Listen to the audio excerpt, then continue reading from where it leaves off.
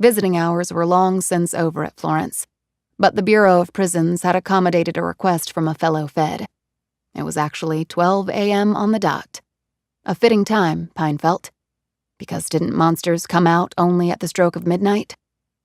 She was escorted into the visiting room and sat on a metal stool on one side of a sheet of thick polycarbonate glass.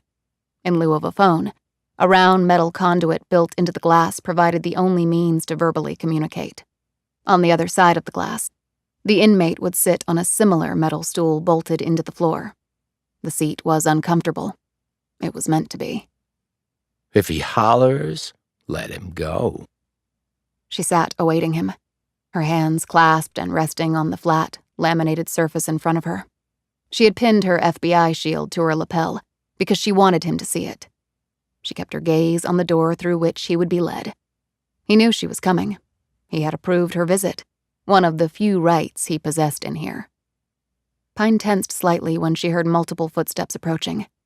The door was buzzed open, and the first person she saw was a beefy guard with no neck and wide shoulders that nearly spanned the door opening. Behind him came another guard, and then a third. Both were equally large and imposing. She briefly wondered if there was a minimum heft requirement for a guard here. There probably should be, along with a tetanus shot.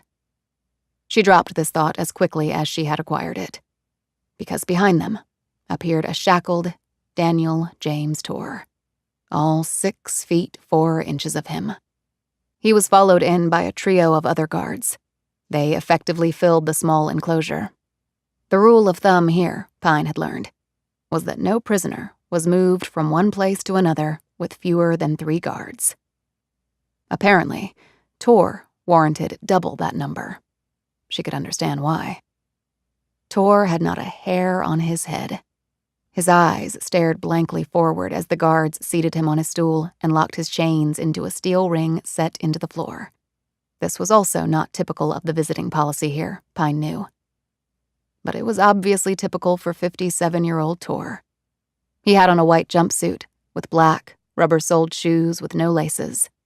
Black framed glasses covered his eyes. They were one piece and made of soft rubber with no metal pins at juncture points. The lenses were flimsy plastic. It would be difficult to turn them into a weapon. In prisons, one had to sweat the small details because inmates had all day and night to think of ways to harm themselves and others. She knew Torr's entire body under the jumpsuit was virtually covered in largely self-inked tats. The ones that he hadn't done himself had been inked on by some of his victims, forced into becoming tattoo artists before Torr had dispatched them into the hereafter. It was said that each tat told a story about a victim. Torr weighed about 280 pounds, and Pine calculated that only about 10% of that would qualify as fat.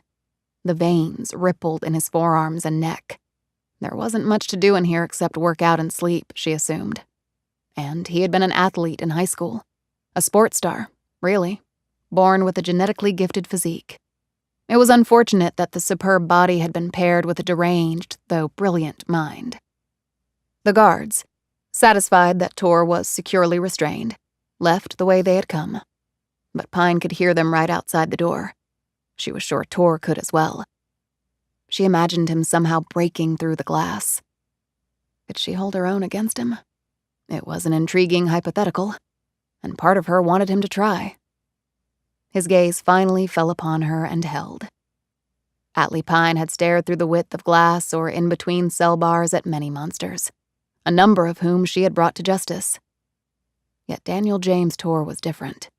He was perhaps the most sadistic and prolific serial murderer of his, or perhaps any, generation. He rested his shackled hands on the laminated surface and tilted his thick neck to the right until a kink popped.